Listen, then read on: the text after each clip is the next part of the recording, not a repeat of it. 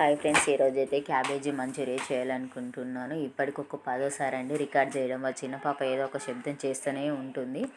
తరిగిన క్యాబేజీని చిన్న చిన్న ముక్కలుగా తీసుకోండి. తీసుకున్న తర్వాత దానిలోకి 3 టీ స్పూన్ల మైదా వేసుకోండి. మైదా వేసుకున్న తర్వాత 1 టీ స్పూన్ కార్న్ఫ్లోర్ పౌడర్ వేసుకోండి.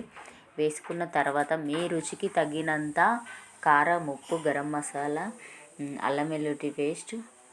ఇప్పుడు నేను మా రుచికి తగినంత సాల్ట్ వేస్తున్నానండి.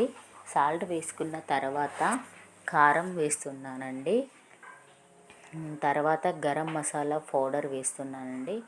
తర్వాత అల్లం వెల్లుల్లి పేస్ట్ వేస్తున్నాను. ఫ్రెష్గా దంచుకోండి మీ దగ్గర ఉంటే.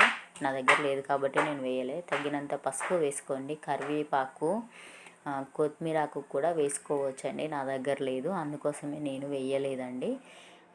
ఇప్పుడు మనకి కొంచెం కొంచెం వాటర్ పోసుకుంటూ అక్కడ నేను చూపిస్తున్న విధముగా కలుపుకోండి. కలుపుకున్న తర్వాత ఒక 2 ఆనియన్స్ తీసుకొని చిన్న చిన్నగా తరిగి పెట్టుకోండి. అలాగే 2 మిరపకాయలు తీసుకొని సన్నగా తరుక్కోండి. అలా తరిగినాక ఇంకా ఆయిల్ వేడెక్కిందండి. అలా చిన్న చిన్న ముద్దలుగా తీసుకుంటూ బాగా కలర్ వచ్చేలాగా నేను చూపిస్తున్న విధముగా వేసుకోండి. మీకు ఒకవేళ ఫుడ్ కలర్ కావాలి అని అనుకుంటే కూడా ఫుడ్ కలర్ కూడా కలుపుకోవచ్చు అండి. నేను ఇవి ఫుడ్ కలర్ కలిపినవి. ఫస్ట్ ఇవేమో ఫుడ్ కలర్ కలపలేదండి, దీనికేమో ఫుడ్ కలర్ కలిపానండి. చూడండి ఏ విధంగా కనిపిస్తున్నాయో, చాలా రుచిగా ఉంటాయండి.